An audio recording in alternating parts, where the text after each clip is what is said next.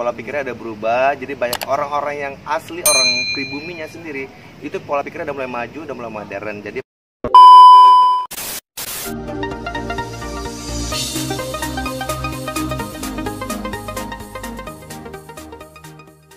selamat sore semua. Jadi sore hari ini kita akan membahas seputar dunia industri perhotelan kembali, dan saya sore ditemani oleh senior saya. Beliau adalah Pak Bosori.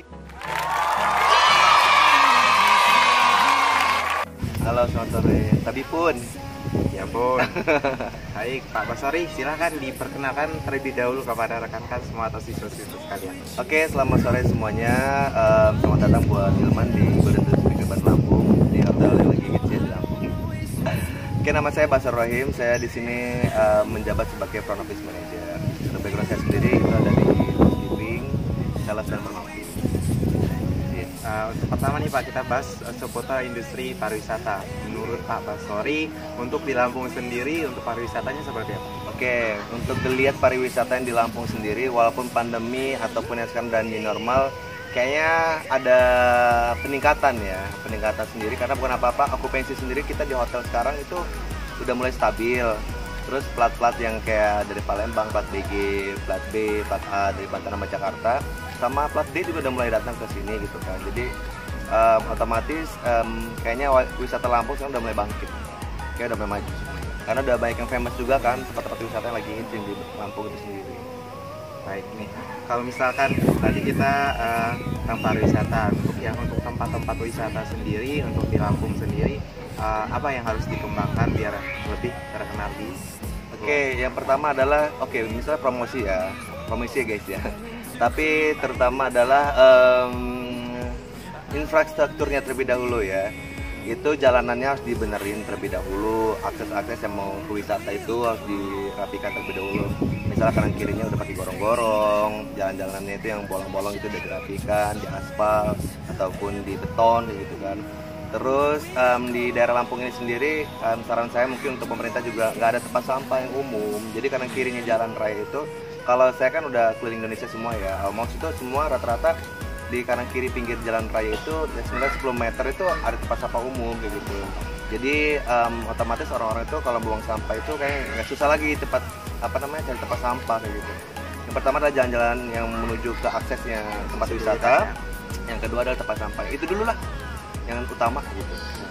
Terus untuk akomodasi gimana? Kalau akomodasi sendiri, kalau Lampung ini bangga ya, karena hotel-hotel berbintang juga ada di sini. Terus juga penginapan kayak guest house kayak gitu kan udah banyak ya. Jadi otomatis kalau teman-teman dari semua Indonesia ataupun dari macam negara yang mau datang ke Lampung nggak usah khawatir lagi. Udah banyak tempat penginapan sama hotel-hotel berbintang. Juga baik pilihannya. Nah, kemudian biasanya tuh kan ada wisatawan yang pulang dari ke Lampung misalkan. Untuk di Lampung sendiri, untuk toko-toko Cindramata gimana itu? Oke, Oleh-oleh gitu. Siap. Kalau untuk Cindramata sendiri kita bisa lihat ya, daerah sini Teluk Betung itu yang utama ya, karena di sini ada beberapa toko yang terkenal ya, itu di daerah Gudang Garam juga banyak. Terus misalnya itu kan sentralnya untuk souvenir segala macamnya ya. Kalau misalnya untuk makanan khas sendiri kayak misalnya keripik ada di daerah Kedaton sana juga banyak kayak gitu.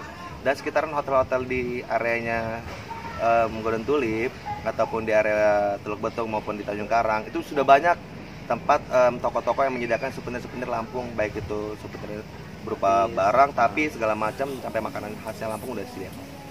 Ya, udah bagus. Untuk mendukung misalnya untuk pariwisata sendiri, untuk SDM-nya gimana itu? Oh oke, saya bangga ya di Lampung ini bukan apa-apa. SDM-nya Lampung ini nggak kalah sama ibu kota ya guys. Itu soalnya saya YouTuber soalnya.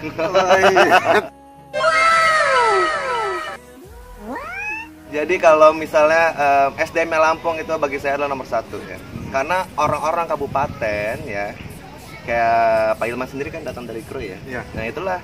Sekarang pola pikirnya ada berubah ya. Pola pikirnya ada berubah. Jadi banyak orang-orang yang asli orang pribuminya sendiri itu pola pikirnya udah mulai maju, udah mulai modern. Jadi mereka itu datang hijrah ke Bantar Lampung untuk mengenyam pendidikan di dunia hospitality atau perhotelan, sehingga kedepannya mereka bisa mengembangkan daerahnya sendiri. Contoh nih ya, kayak Pak Ilman kan Kru udah famous lah ya sama surfingnya, laut laut segala macam. teman-teman yang di Padang Cermin, yang di Pasawaran, mereka juga udah famous sama air terjunnya, lautnya segala macam kayak gitu. So that's why mereka datang ke Bandar Lampung untuk mengenyam pendidikan apa sih yang harus mereka lakukan sebagai orang hospitality kayak gitu kan. Seenggaknya mereka balik ke daerah masing-masing, ke kabupaten bisa mengelola, mengembangkan wisata apa yang ada di sana kayak gitu. Mantap lah SDM-nya Lampung. Salut. Kita masuk sekarang di industri perhotelan nih Pak. Oke. Hotel sendiri itu apa sih Pak? Oke, untuk garis besarnya sendiri, hotel adalah salah satu bangunan atau tempat tinggal ya yang mana memberikan akomodasi secara komersial. Jadi tempat tinggal tersebut itu disediakan makanan, restoran dan penginapan secara ada pembayarannya kayak gitu ya. Jadi komersial. Betul. Untuk Pak Basri sendiri sudah berapa lama terjun di hotel? Oke, saya startnya itu lulus tahun 2004 ya, 2004 saya. Berarti kemungkinan adalah lebih dari 10 tahun atau 12 tahun. Udah berjalan di dunia perhotelan ya. Iya, dari 2004. Terus untuk perjalanan karir itu sendiri?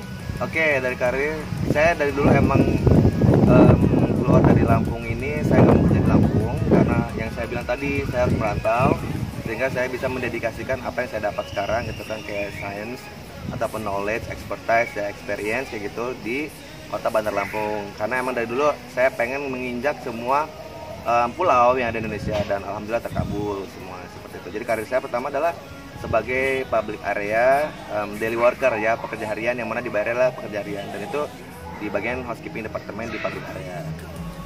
Dan sekarang sih alhamdulillah ada punya jabatan.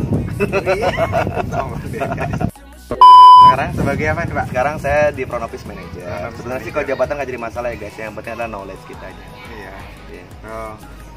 Untuk proses jabatan sendiri ada prosesnya Pak ya? Oh, of course ya, harus ada proses jabatan itu ada sendiri ya. Kalau kita itu benar-benar pengen maju gitu kan, tanggalkan namanya gengsi kita. Kita benar-benar harus namanya punya keinginan atau encourage untuk maju ya guys ya. Jadi apapun ada rintangan di depan mata kita tuh hajar aja ya. Seperti itu. Jadi misalnya kayak gini guys, kayak saya orang Lampung, Bandar Lampung, saya pengen pergi Jakarta. Automatically kan saya harus punya namanya persiapan ya. Saya bagaimana caranya bersaing dengan orang Jakarta atau orang-orang pendatang yang ada di Jakarta. Ya alhamdulillah saya sudah sampai di sana. Karena kita harus ada pistol dan juga pelurunya. Kalau kedua itu nggak sinkron, kalau nggak ada, itu namanya jomplang ya. Jadi jangan sampai kalian datang merantau tapi tidak punya apa-apa.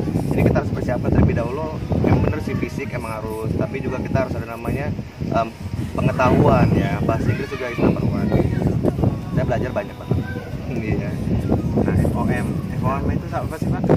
FOM itu front office manager. Jadi manajer front office ya, yang di depan gitu. Jadi saya membawahi atau mengkontrol daripada departemen saya yang di front office. Contoh ada reception, terus ada concierge, ada driver, ada reservation juga, sama beberapa kayak misalnya operator kayak gitu. Jadi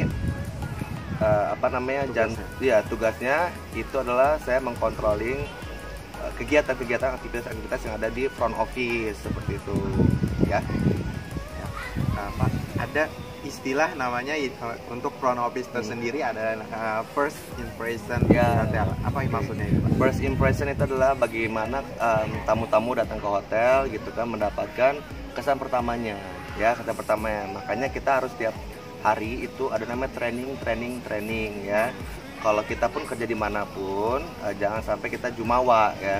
Jumawa ini besar kepala ya, tapi tetap kita down to earth atau low profile. Dimanapun kita bekerja, kita harus dapatkan training ya. Kayak misalnya tata cara kita menyambut tamu ya, terus juga handle check-in, check-out kayak gitu. Bagaimana mengontrolling diri kita pada saat kita bad mood ataupun good mood, tapi dalam keadaan yang benar-benar profesional. Jadi first impression tamu tersebut datang ke hotel kita ini, seolah-olah emang benar-benar mereka datang ke sini apa yang mereka inginkan, lebih daripada ekspektasinya seperti itu. Gitu. Sebagai FOM sendiri ada nggak Pak misalkan kendala selama di FOM? Kalau FOM kendala ya pastilah kan punya staff yang mana pola pikirnya beda-beda. So that's why pada saat kita ada namanya training of the trainer ya kayak gitu. Jadi kita harus punya pola pikir yang asertif. Gimana caranya pola pikir kita dan hati kita benar-benar sinkron. Kita nggak boleh marah, cara kita menegur karyawan bagaimana, seperti itu ya. Kalau misalnya karyawan satu sama lain ada yang gesekan, itu hal biasa. Cuma kita sebagai manajer bagaimana cara meluruskannya. Itu juga ada ilmunya kok.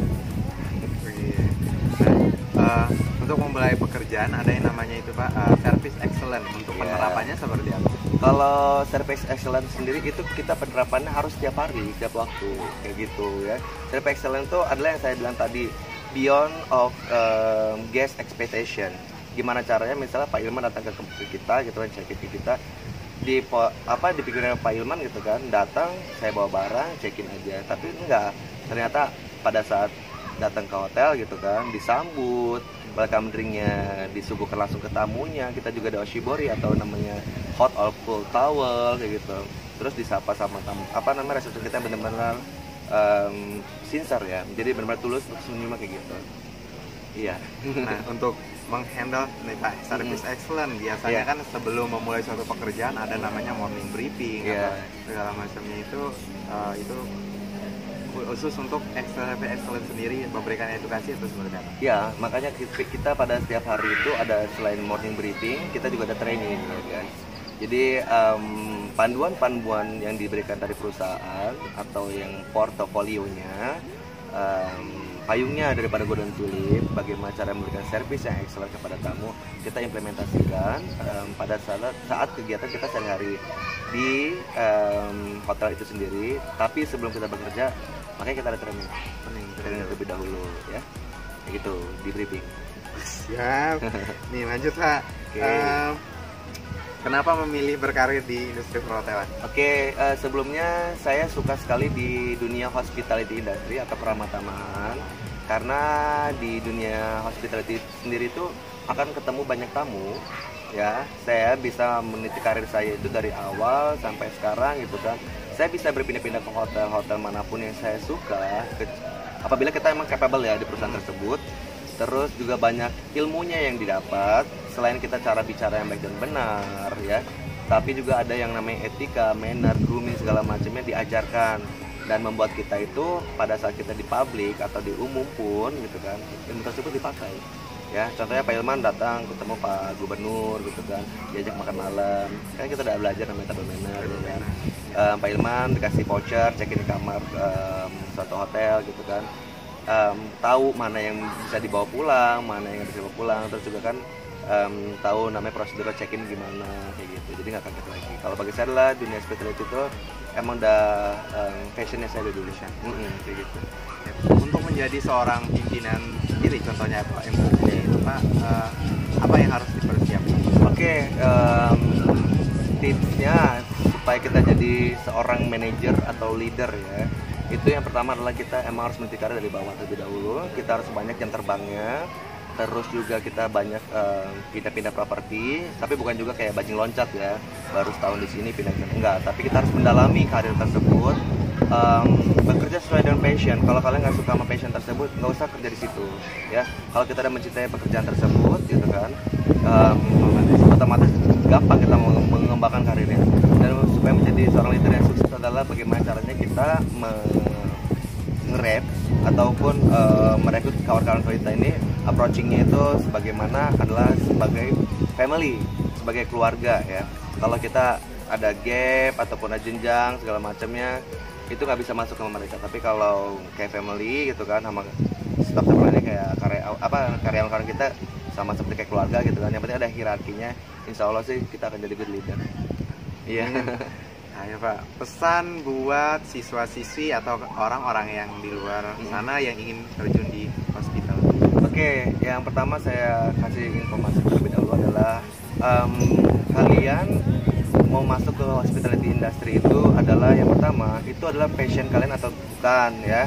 Jadi tanya dulu sama hati kalian, karena kalau kita kerja di hotel itu otomatis kita harus minum, terus juga kita harus bermuka dua itu bagaimana? Kita ada urusan pribadi ya guys ya, misalnya lagi kedukaan, lagi galau segala macam, tapi depan tamu kita nggak bisa kita harus tetap charming ya, tetap cheers kayak gitu. Nah itu yang saya tanyakan terlebih dahulu adalah kalian masuk passionnya hospitality itu bagaimana? Itu keinginan kalian sendiri dari hati atau emang seruan orang kayak gitu. Kalau misalnya nggak suka nggak usah ya. Nah terus juga bagi teman-teman semuanya yang udah terjun ke dunia hospitality industry, perbanyaklah kalian belajar bahasa Inggris, terus juga training. Kalau misalnya kesempatan kalian untuk bekerja misalnya kayak paruh waktu ya, casual, daily worker, manfaatkan ya guys ya. Jangan lihat duitnya, jangan lihat uangnya, tapi lihat pengalamannya seperti itu. Terus juga kalau kalian masih muda zaman sekarang kan enak nih kaset kosong ya, perbanyak kayak bahasa-bahasa dunia. Misalnya kan lagi hits ada Jepang, Korea, China, Saudi Arabia kayak gitu. Jadi kalau kalian misalnya insya Allah dapat kesempatan keluar negeri, kalian udah nggak kaku lagi kayak gitu. Kalau misalnya kalian mau merantau, siap-siap ya dari sekarang, dari Bandar Lampung sendiri gitu kan. Ilmu kalian itu benar-benar harus diperdalam lagi. Kalau misalnya pengen dunia housekeeping, ya perdalam dunia housekeeping, mau front office ataupun FB seperti itu, perdalam ya. Terus baik juga membaca.